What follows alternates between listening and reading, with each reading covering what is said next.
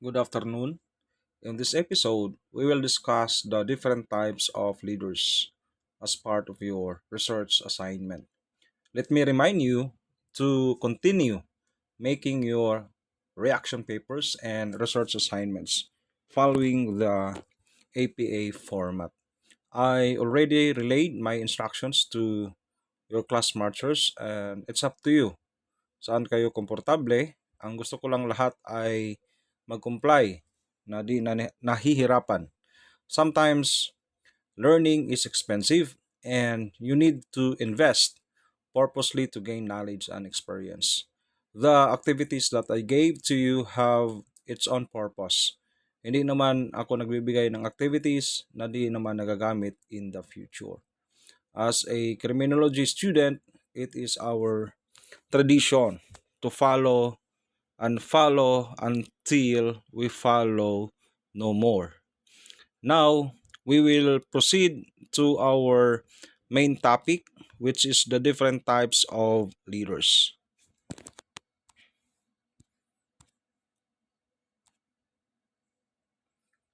There are many different types of leaders, each with their own strengths and weaknesses. Some of the most common types include number one is the autocratic leaders. Autocratic leaders make decisions independently and expect their followers to obey without question.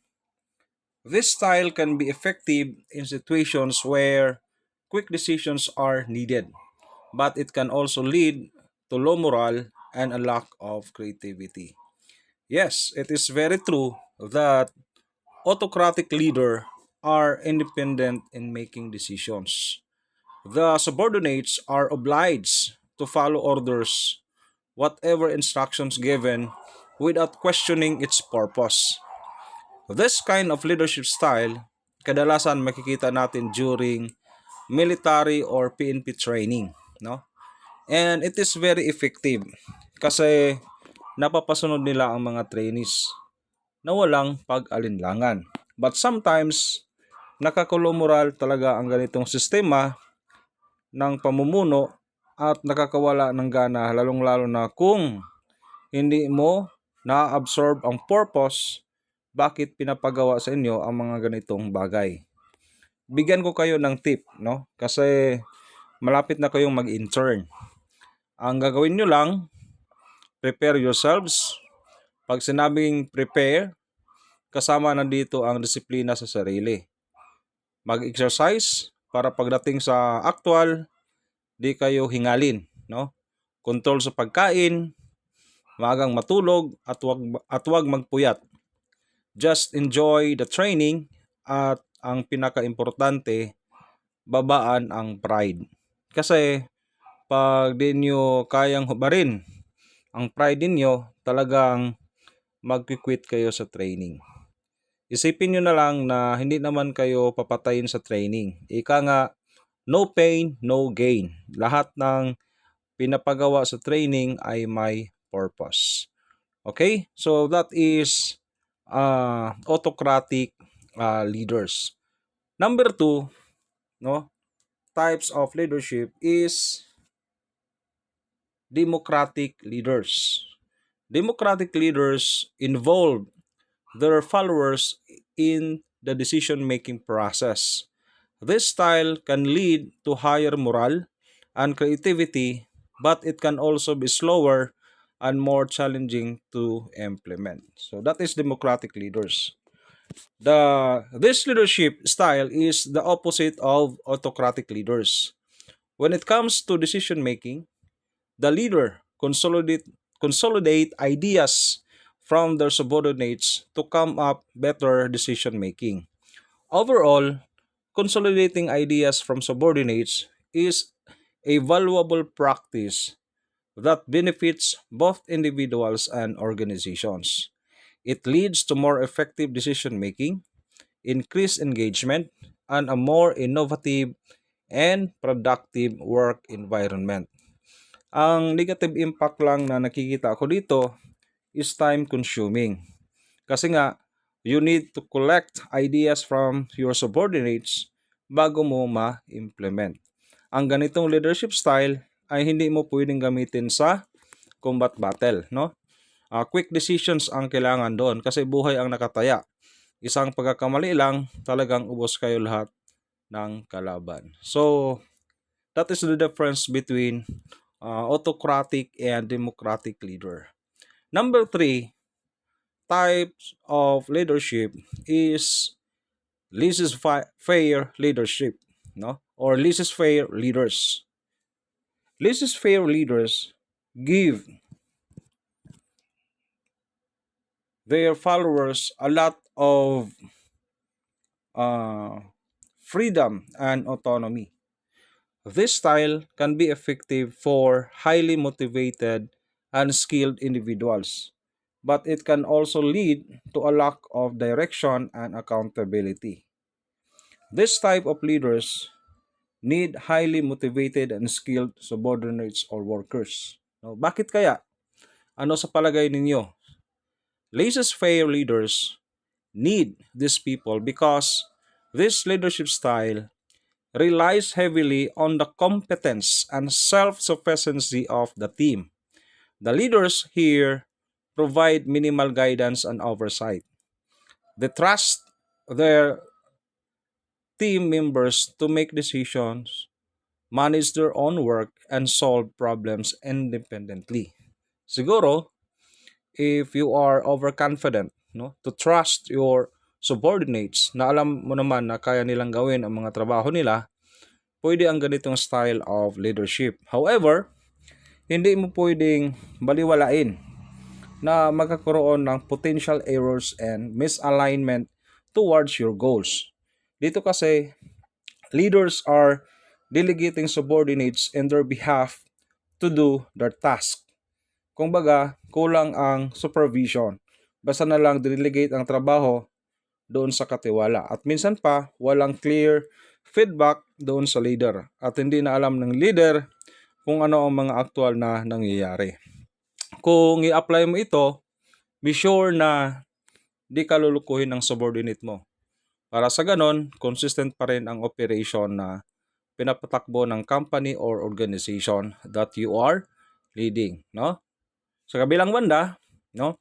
Totoo naman talaga, no? Di rin maganda pag sobra kang nagtitiwala. Dapat minsan i-check mo rin para alam mo kung saan ang whereabouts niya, sino kasama niya, at sino ang kausap niya. Parang ganun din yon, no? Alam ko naman, expert kayo sa mga ganyang bagay, no? No need to explore pa. So that is laissez-faire leaders. Number four, transformational leaders. Transformational leaders inspire their followers to achieve great things. They are often charismatic and visionary, and they are able to motivate their followers to go beyond their comfort zones. Okay, this type of leaders inspire and motivate subordinates to accomplish great things. Leaders here are charismatic and visionary. Pag sinabi natin charismatic, para bang nililigawan niya palagi ang mga subordinates niya. Like, tinatanong niya kung okay lang ba sila sa mga ginagawa nila, nakakain ba ng maayos, nabibigay ba ang wastong sahod at benepisyo, wala bang nagkakasakit. Totoo nga naman, pag ganito ang leader mo, talagang nakakaganang magtrabaho kasi inuunan niya palagi ang welfare ng subordinates niya. His vision is not only to improve company's productivity, but also the future of his subordinates na magkakaroon din ng magandang buhay. No?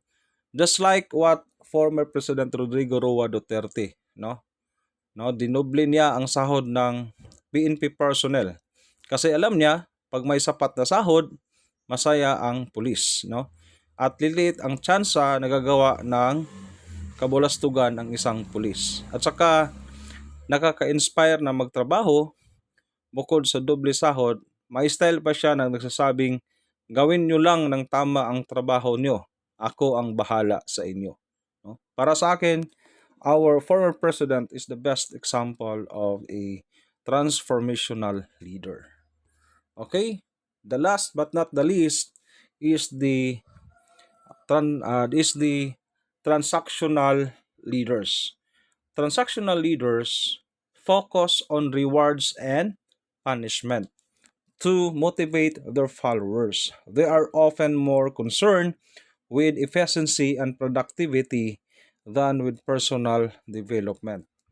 This type of leader is giving so-called extrinsic motivation towards his or her subordinates, no? Pag sinabing extrinsic motivation, ito na yung pagbibigay ng rewards and punishment to motivate followers, no? Hindi ko talaga nakakalimutan ito dahil sa education course ko, palagi itong inuulit-ulit ng professor namin, no? Applicable to sa school, company, at sa mga training centers.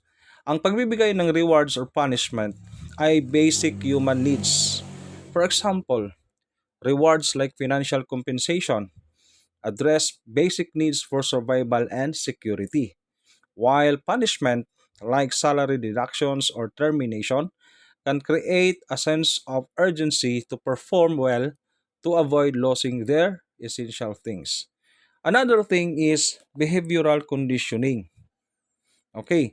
Sa positive side, rewards act as positive reinforcement while punishment act as a negative reinforcement. For example, giving bonus for exceeding sales targets encourages the employee to continue exceeding those targets, while reprimanding employee for arriving late to work might make them less likely to be late in the future. So, yan ang transactional leaders. This time, ito lang muna. Actually, sa leadership style, hanggang 8 yan, no? Meron pa yung tinatawag na charismatic leadership, servant leadership, and bureaucratic leadership. Alam ko naman na nai-include yan sa mga research niyo, no? Basahin niyo na lang kung ano yung ibig sabihin ng mga iyan, no? Kasi haba na kasi masyado ang mga ang discussion natin. Baka hindi na mahirapan na tayong isend doon sa GC natin sa Messenger. Okay? Basta lagi niyong tandaan when it comes to leadership styles, no?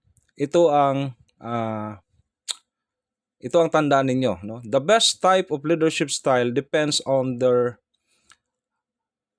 depends on the specific situation and the needs of the group.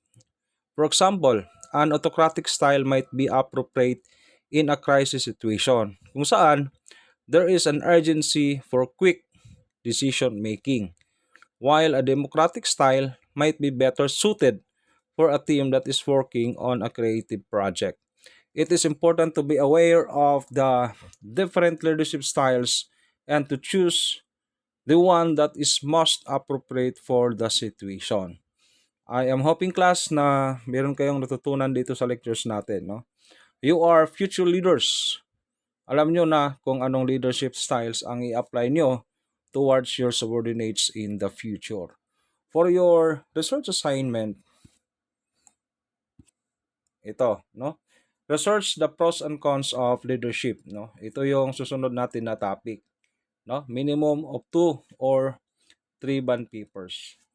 Okay, thank you and have pleasant afternoon to one and all.